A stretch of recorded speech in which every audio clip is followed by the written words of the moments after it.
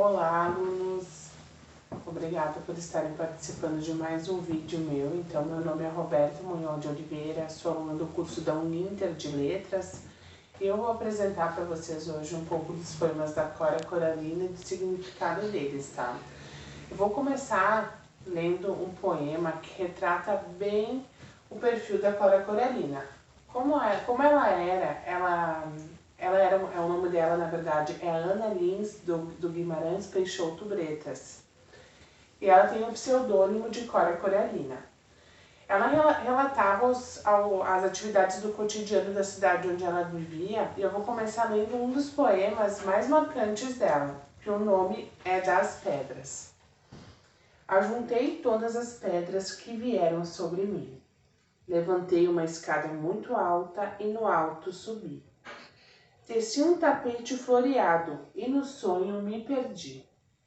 Uma estrada, um leito, uma casa, um companheiro, tudo de pedra. Entre as pedras cresceu a minha poesia, minha vida quebrando pedras e plantando flores.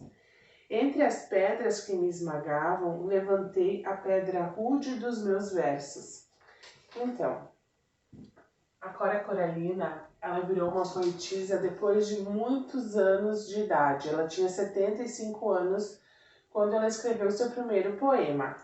Antes disso, ela tinha uma vida normal, até que então, depois de um tempo, ela começou a escrever esses poemas com linguagem simples e ela foi uma das mais conhecidas poetas do estado de Goiás, tá?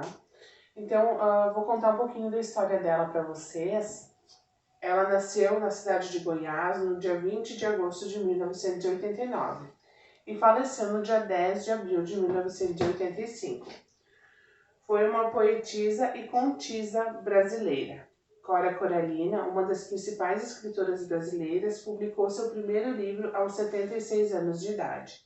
Mulher simples, doceira de profissão, tendo vivido longe dos grandes centros urbanos, alheia a modismos literários, produziu uma obra poética rica em motivos do cotidiano do interior brasileiro, em particular dos becos e ruas históricas de Goiás.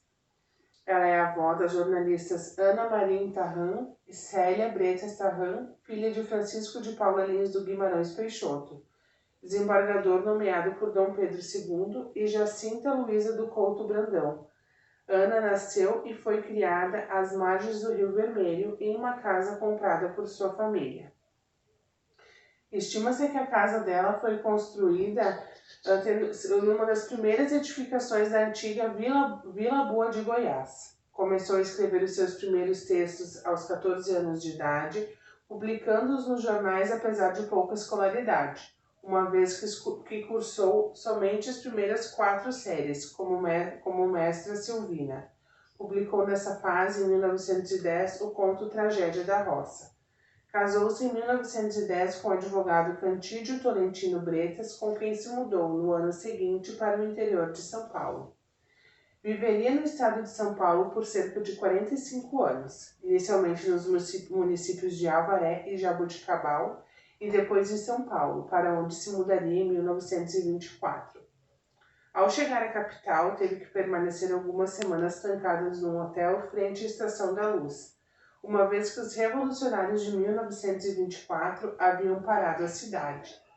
Em 1930, presenciou a chegada de Getúlio Vargas à esquina da Rua Direita com a Praça Patriarca. Um de seus filhos participou da Revolução Constitucionalista de 1932. Com a morte do marido, passou a vender livros. Posteriormente, mudou-se para Penápolis, no interior de São Paulo, onde passou a produzir e vender linguiça caseira e banha de porco. Mudou-se em seguida para Andradina, até que em 1956 retornou para Goiás. Ao completar 50 anos de idade, a poetisa relata ter passado por uma profunda transformação interior, a qual definiria mais tarde como a perda do medo. Nessa fase, deixou de atender pelo nome de batismo e assumiu seu pseudônimo que escolhera para si há muitos anos atrás. Durante esses anos, Cora não deixou de escrever poemas relacionados com sua história pessoal, com a cidade que nascera e com o ambiente que foi criada. Os bustos da poetisa Cora Coralina em frente ao Museu de Cora Coralina. Ela tem esse museu que foi feito na casa onde ela permaneceu, onde ela viveu a maior parte dos anos dela, tá? Só um minutinho. Senhora poderosa de palavras, Ana escrevia com simplicidade o seu desconhecimento acerca das regras de gramática e contribuiu para que sua produção artística priorizasse a mensagem ao invés da forma. Preocupada em entender o mundo no qual estava inserida e ainda compreender o real papel que deveria representar, Ana parte em busca de respostas de seu cotidiano, vivendo cada minuto na complexa atmosfera da cidade de Goiás, que permitiu a ela a descoberta de como a simplicidade pode ser o melhor caminho para atingir a mais alta riqueza de espírito. Então, eu vou falar então sobre outro poema da Cora Coralina, que nós vamos trabalhar hoje sobre outra ótica, que o nome é Mascarados. Esse poema dela, então eu vou ler para vocês e depois a gente vai trabalhar ele. Mascarados. Saiu o semeador a semear. Semeou o dia todo e à noite apanhou ainda, com as mãos cheias de sementes. Ele semeava tranquilo, sem pensar na colheita, porque muito tinha colhido do que os outros semearam.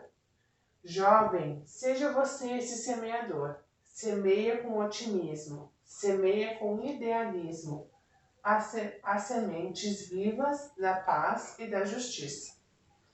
O que dá para entender nesse poema? Nesse poema nós temos o sujeito, né, que é o semeador. Então ela trata de duas formas. Primeiro ela retrata aqui, bem como a gente estava lendo a bibliografia dela, o florescer, a parte melhor do cotidiano, ela consegue extrair aquela parte melhor com frases de otimismo. Então, aqui, o ato de semear, ela está retratando aqui o que o semeador faz. Quem é aqui o sujeito que ela está falando? É um agricultor, um semeador, que ele semeia o dia todo, ele semeia para colher, ele semeia para se alimentar. E aqui, na última estrofe, ela fala do jovem, dando uma palavra de incentivo, olha, semeia com otimismo, semeia com idealismo. Então, esse poema, como que ele está caracterizado? Cada linha do poema é um verso, né? O conjunto de versos vai formar uma estrofe.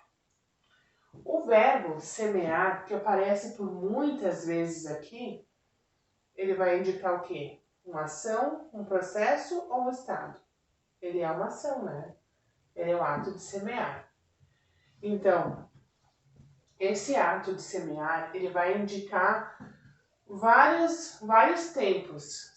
Ele semeou, ele está semeando ou ele vai semear? Então, tem todos presentes nesse poema. Então, a semear, que ele vai semear. Semeou, já terminou de semear, né? Semeava. O que ele está fazendo aqui? Ele está semeando no momento, naquele momento. E semearam, ó. Ele estava colhendo o que os outros semearam. E aqui, na parte do incentivo, ele indica o jovem a semear no futuro, né? Que o jovem semeie para colher os frutos. Então, esse poema dela vai apresentar as várias faces desse mesmo verbo que indica ação, né?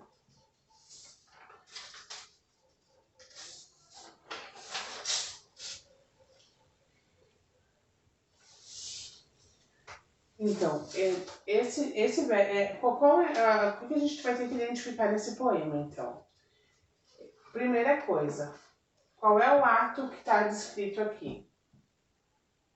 O ato. Para a gente identificar o ato, a gente vai ter que buscar o verbo que tem no poema. O verbo que nós temos, então, é semear, né? O sujeito, o semeador, e daí depois aqui ela está indicando os jovens, né? Vão ser aqueles que vão ser os que vão continuar semeando. Ela vai deixar aqui uma indagação para a gente poder retratar isso.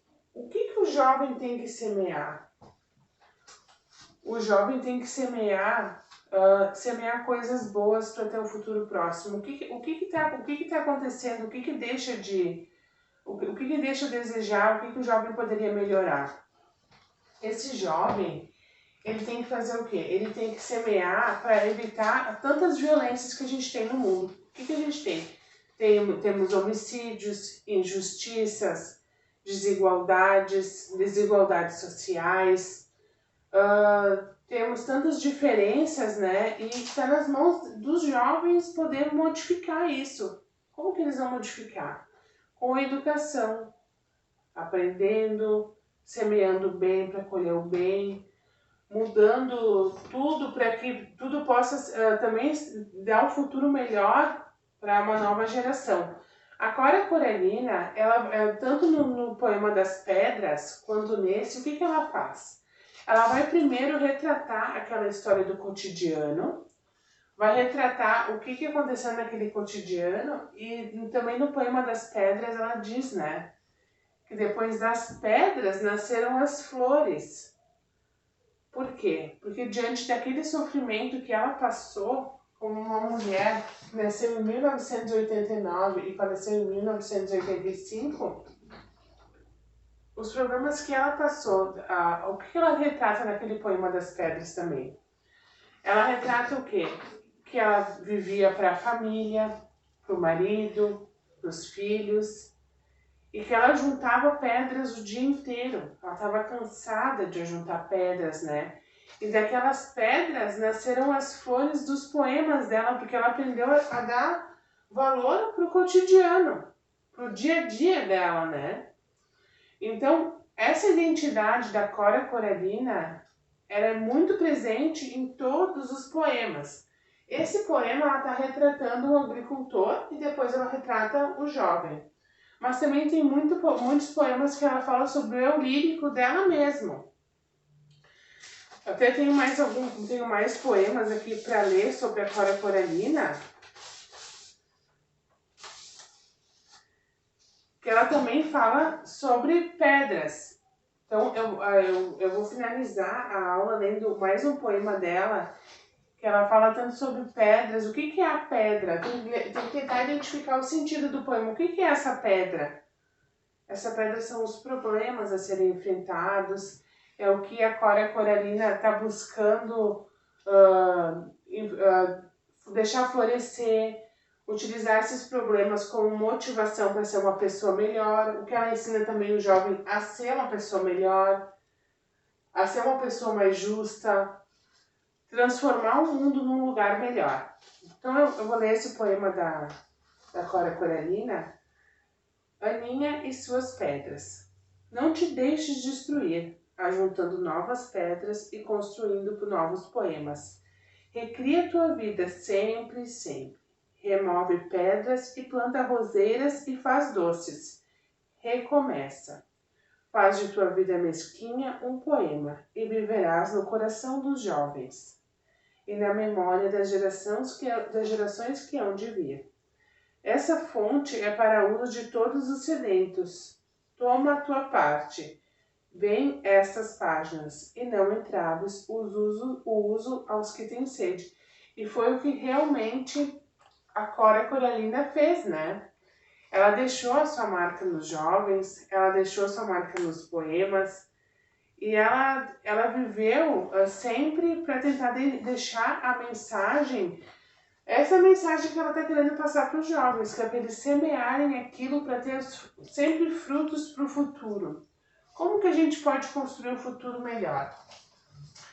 Então, eu vou deixar para vocês pensarem, se quiserem comentar embaixo do vídeo também, o que o jovem de hoje deve semear? O que você acha que o jovem deve semear para ter um futuro melhor? O que está faltando no jovem para ele poder ajudar no futuro, para ter um futuro melhor, para os jovens terem uma educação melhor, para não ter tanta desigualdade social, para todos serem iguais? O que está faltando? Qual é a sua sugestão? Eu vou ficar aguardando a resposta e eu agradeço muito a participação de todos vocês. Muito obrigado por mais esse vídeo e em breve nos veremos. Tchau, tchau!